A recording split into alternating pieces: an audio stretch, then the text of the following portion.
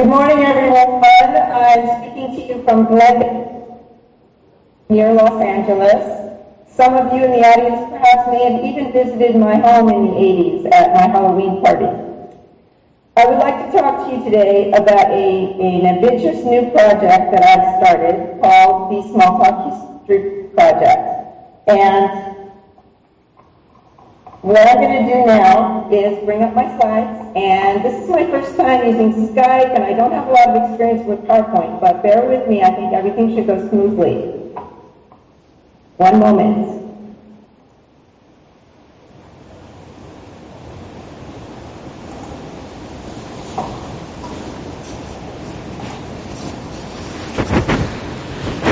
Can you see the first slide on the screen?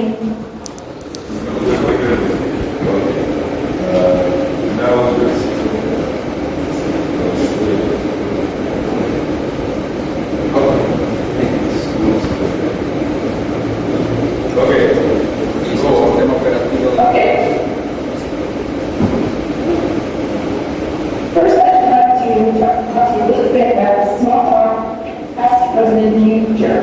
The motto of the Smalltalk History Project is, those who cannot remember the past are condemned to repeat it. Well, I'm sure you've heard that saying in many different forms, and Smalltalk is cool again. I was surprised to find that out when I started looking into it last year. Yes.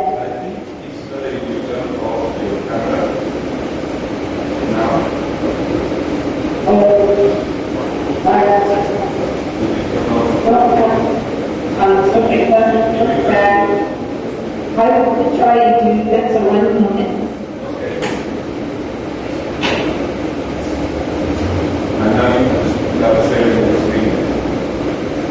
And there we go.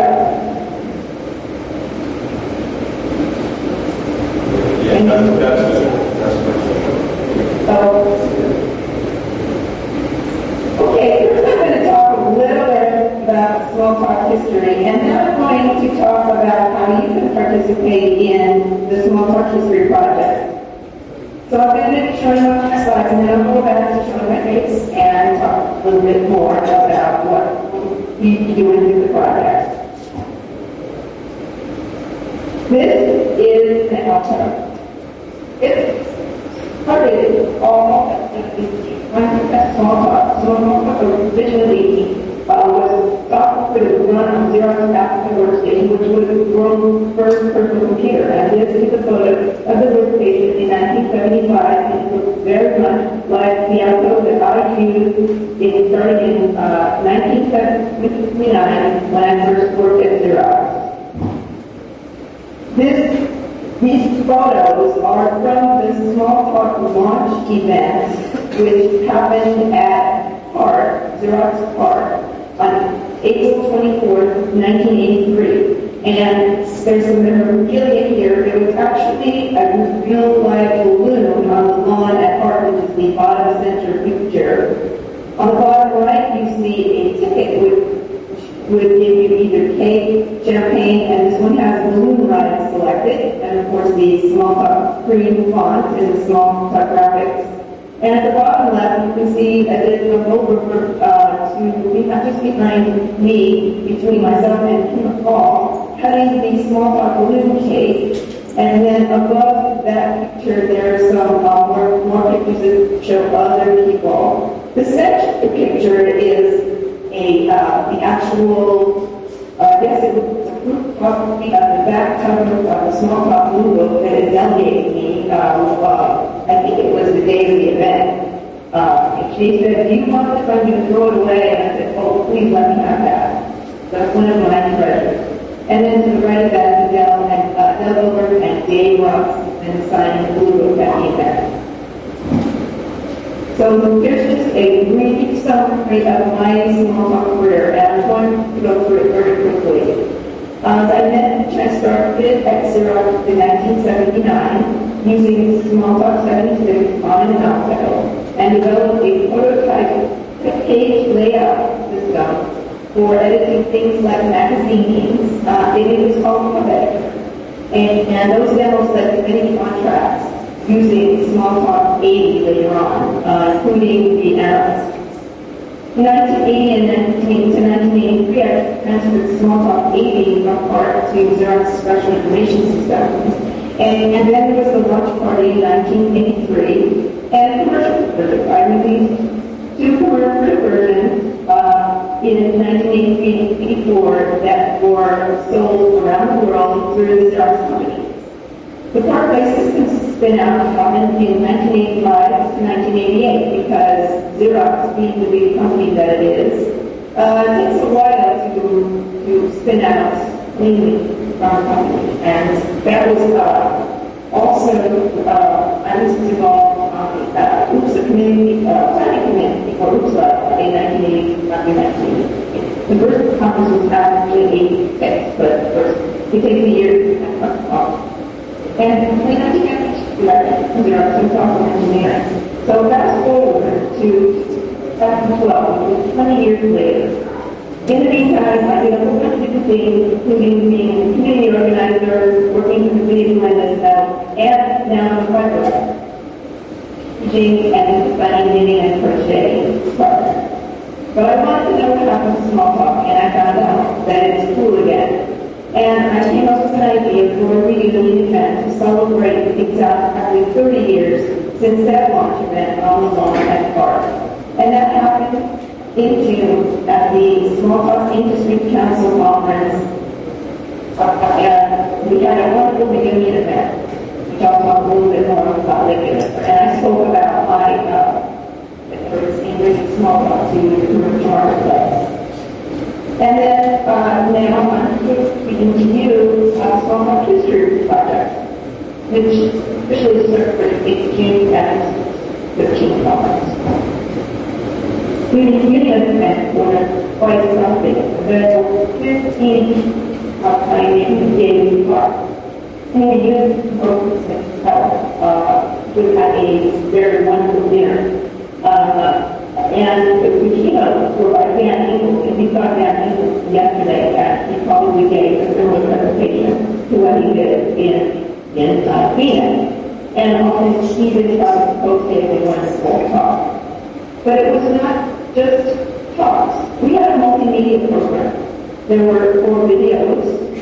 There was some original music that Peter Deutsch added to Alan Moore's rock video of Smalltalk running on a Tektronix 4404. Believe it or not, that video was shot in 2010 when Alan fired up his Tech 4404 and shot a video. There were also 4 cartoons by Ken Taylor, and there's one to the right. And then there was actually a quilt that Tom Love had made with front t-shirts from all the youth conferences. And you can like to see videos and things like that conference. The website is on the bottom of the slide. And then that's just last week. There was meeting. We have at PARC. We went to meet at 7:30. That's from then we went to June with a very big restaurant. And it was around a lot of food there. And for those were on a the food at great money with also living and we caring for and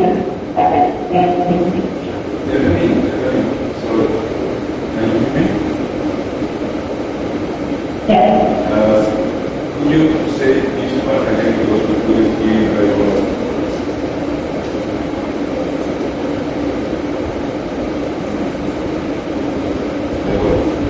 That one, I think I go back. Did you need to make meeting? Yes, from the beginning.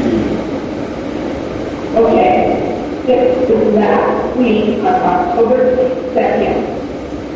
There was an event at to celebrate 75 years since xerography or xerography invented.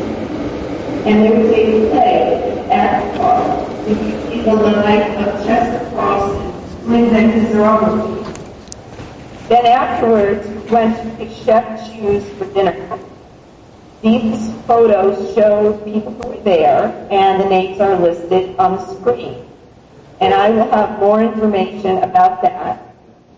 You can see the photos on my Facebook page, Evelyn Van Orden, and I will have more information in the future about that event. Okay, now I would like to talk about the present a little bit and what's going on with the Smalltalk History Project. The purpose is to document the history of Smalltalk, but not just to write a book, of course to do it with something like Wiki Smalltalk. And with my help, I will be posting all sorts of things on a website that I already have called www.smalltalk-8. The only thing on the website currently is this picture of the Smalltalk couple. But there will be places for you to post information, and there will be more information about that in the future. I will say this now and I'll repeat it again. If you would like information about the History Project, please send me an email to Evelyn at smalltalk-80.com, and I have that on the screen. Now, of course, there is a lot of information published about Smalltalk, but Smalltalk was invented starting in 1970, way before there was internet. Not all the information has been searched.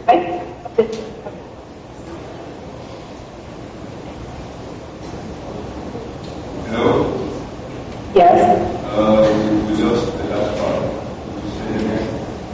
Okay, I have been discovering in my research that there's a lot of information that has not been published, and there are also information that's perhaps incorrect or needs updating. So the purpose of the History Project is to collect all of the history in one place, to add information that has not been previously published, but also to collect and archive memorabilia, artwork, music, artifacts from Smalltalk pioneers, and some of the items should be stored in a museum, and that would probably be the Computer History Museum in Mountain View. And I have been talking with them. They provided assistance with videos and other information for these STIC 13 conference in June. I'm also planning to do oral histories, which means to travel to visit different Smalltalkers, past, present, and maybe even some people from the next generation, and interview them, and perhaps even do a video interview and post that information on the website. Another purpose of this project is to promote Smalltalk and to inspire the next generation of Smalltalkers. I also have a dream and a goal to fundraise for scholarships in software engineering to help create a new generation of Smalltalkers. So what I'm asking everyone to do, everyone who's attending this conference, ESUG conference, STIC conference, and anyone else who is out there working on Smalltalk in any form, or who wishes to work on Smalltalk, to be involved with this project. And there are several ways to do that. You can provide historical items. You can send information to, and here's my email address, Evelyn at smalltalk-80.com. And there is a commemorative pin to celebrate 30 years of Smalltalk that I had made for the conference in June, and I have a few of those left, which I'm selling on my website, www.evelynarts.com. There's also, I science of the small talk balloon that you see from the cover of the 1981 issue of Byte magazine, and I'm seeking corporate sponsorship. So contact me if you're interested in any way on these things. At this time, I'm going to try and switch back to camera mode. Okay. Can you see me? Now we can see you.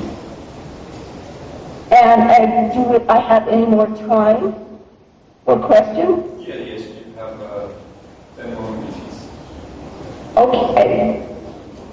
Are there any questions? Okay, let me ask. Questions?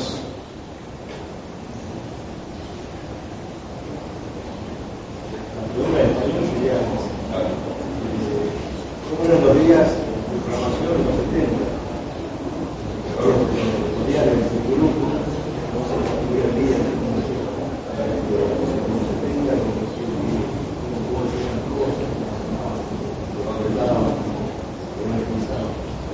Okay, we have one question here that says, how were the days, how were those days in the 70s? How did the group related and how they did program and how did they program and everything you can tell us about that group would be great.